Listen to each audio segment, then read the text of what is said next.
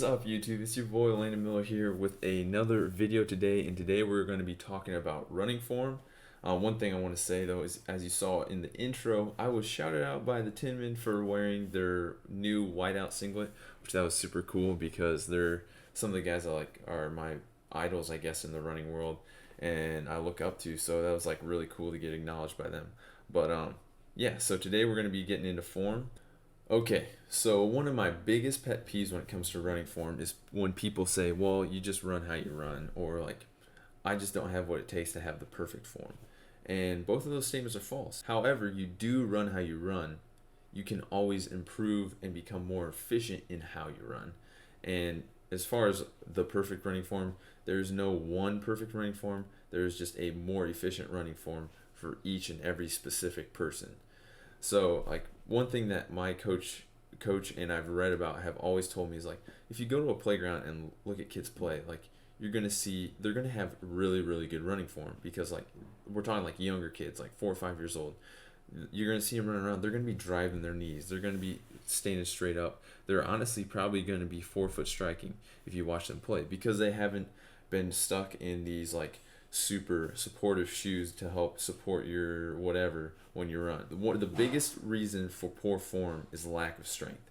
The reason you have poor form or inefficient form is because you lack strength.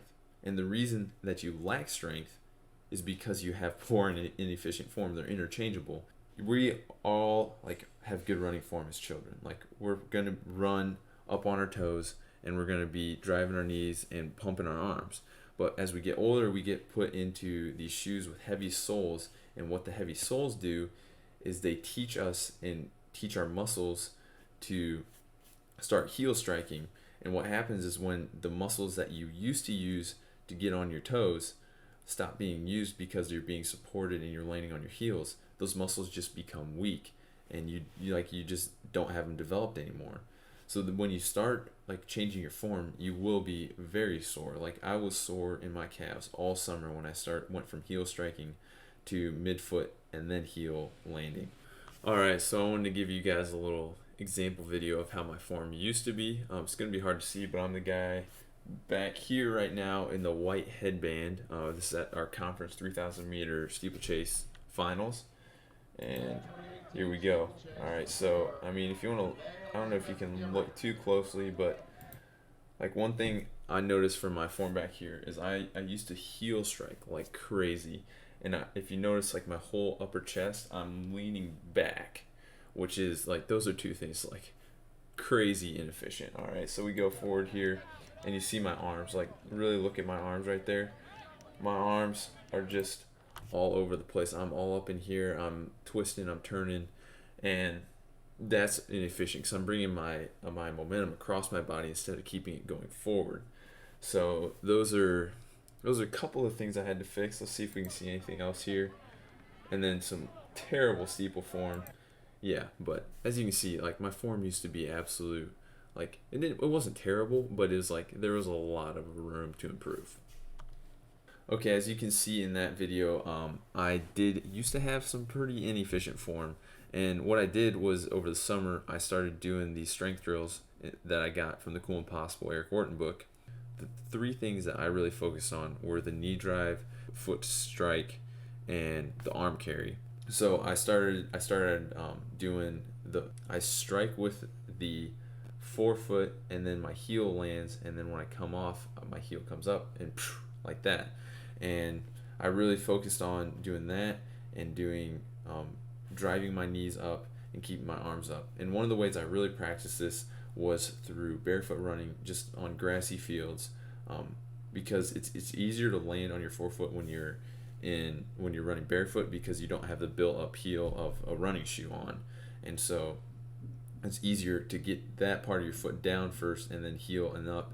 And really you just gotta over exaggerate it at first and run slow, and just to make sure really focus that you're doing these things right. And you're gonna be sore, but the muscles are gonna build, and then eventually you're just gonna be able to run totally in this form. You're gonna run without thinking. I go out now and I just run with a more efficient form than I used to. I don't even think about it. It's just become, it's building that muscle memory. All right, so now I'm gonna go through some videos of my form now that I took this morning and kind of show you what a more ideal running form looks like. As you can see here, all right, we're gonna put this in slow-mo for the first one. Just watch it go through, and then I want to make some comments. So one thing I would like to point out is, you notice here I'm landing with my midfoot right here. You see my mid to front foot there. I'm landing with my midfoot, so, and then coming down on the ground and putting my heel on the ground as well before going off. All right, so what that does is that prevents lots of injuries and stress injuries up and down your legs, because if you're landing just on your toes and coming off your toes, that puts a lot of stress on your ankles and heels. But if you're landing just on your heel and coming off your heel, then that's wrecking your knees. But if you do kind of like this little gate thing where you're coming down and being smooth with it, that really is the most efficient way to run and the easiest on your body. And yeah, we're gonna get a little closer up on my feet. You can see coming in, boom. Let's see if I can back that up a little bit. One thing I've been trying to work on a little bit is, as you notice, like you can see my foot's kind of crooked here. It's leaning out. I pronate a little. I think it's called pronate, whatever one it is. But I land on the outside of my foot and come in, which that definitely is a little bit of an inefficiency and can lead to injuries in the future.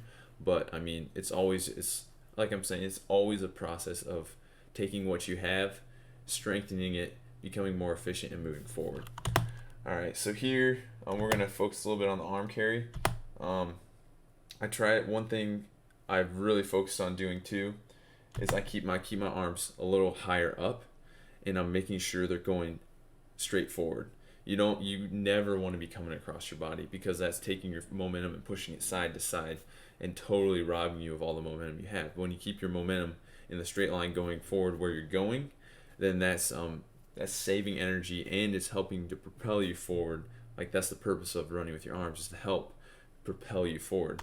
All right, and then another thing, you can see I'm having trouble pausing at the right spot, but like my knees, if you back in the other YouTube video of me with my bad form, my knees weren't coming up high at all. Like, they were probably half of what this is right here. Ideally, I don't really. Some people say 90 degree angle, like your leg needs to be parallel with the ground. Like, I have some pretty freaking long legs, so that's kind of hard for me to get that up that high. But when you're driving your knee up, that's also going to be propelling you forward, and it in turn, because you're propelling your knee up, you're lengthening your stride, which is totally so efficient to be lengthening your stride. The more power you can get out of each stride and more distance you can cover, the less energy you're expending. All right, and so then this last video is me running up a hill. That's one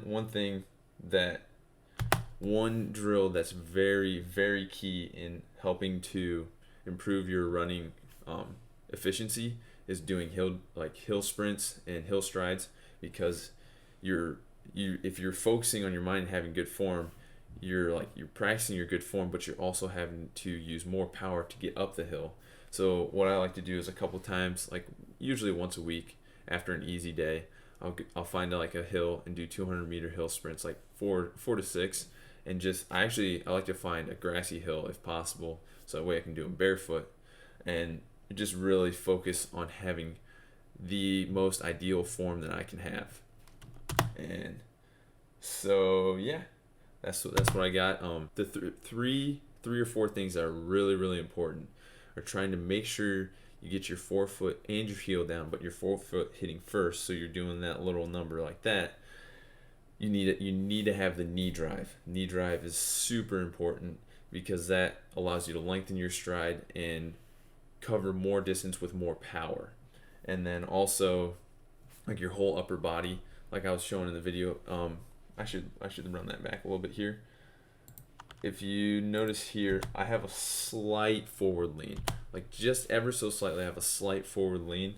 You don't want to be like totally leaning forward, because then that's going to collapse your lungs. But if you're doing a slight forward lean, that keeps your momentum going forward, and it makes you from sitting back on your heels. And so that's another key point. And then finally, like I was showing you the arms, you got to have good arm carry. You got to keep it going straight forward, and you don't want them too high, you don't want them too low. You kind of like the 90-degree angle that works really well on your arms at all time. Your elbow, just 90 degrees, and that's a good spot to have them at. All right, so that's gonna wrap up today's form video. Thanks for watching. If you really are serious about changing up your form or becoming more efficient in your running form, I seriously recommend checking out The Cool Impossible by Eric Orton. His website is linked in the description, so go check that out, because in my opinion, the blueprint in order to change your form and become more efficient in running in the correct way. So yeah, I really encourage you guys, like, one warning: do not do this during season. Do not change your form in the middle of the season or at the start of the season or at the end of the season. You got to do it in the off season, because it's going to take some work, and it's kind of going to detract from your training just a tiny little bit, because you're going to be extra sore from changing your form. But yeah, so please like this video if you enjoyed. Subscribe to my channel for more vids like this, and I got a Workout Wednesday vlog cooking up that I'm going to hopefully drop next Wednesday, so y'all better stay tuned for that. Peace.